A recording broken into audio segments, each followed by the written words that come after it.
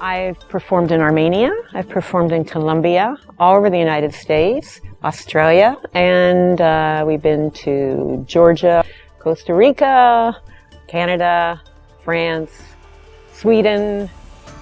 I like to be true to the culture of the story as much as I can. I start with what I can do from a movement standpoint, and then I read the story from a heart standpoint.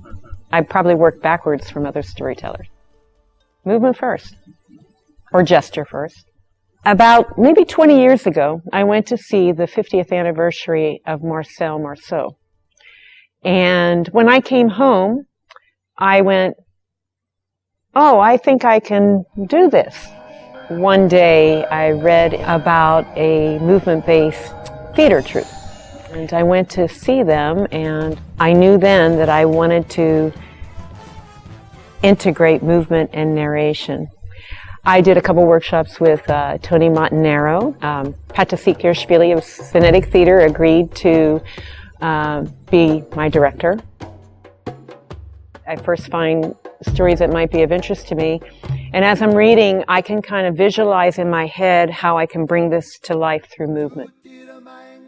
The Muray story, which is one of the first ones I learned, about an earnest young man who wants to do his best to win the heart of a girl and wants to do it in peaceful ways, but finds out that there is evil in the world and he must conquer it. It has universal truths that speak to people in simple language. I was always trying to think about how to tell a story about my mother, who was a rather difficult subject. Didn't have much to show of her life except the kids, which is a lot, which I appreciated much more as I got older. She had many issues with her feet, with her legs, and she never got to dance. So I took the story of the Red Shoes by Hans Christian Andersen.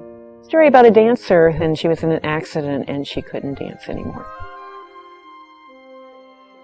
What I would wish for the world, no matter which direction that you take in storytelling, is that they start with the foundation of storytelling, which are the old folk tales that have lasted over years. There's universal truth there that you just don't find anywhere else.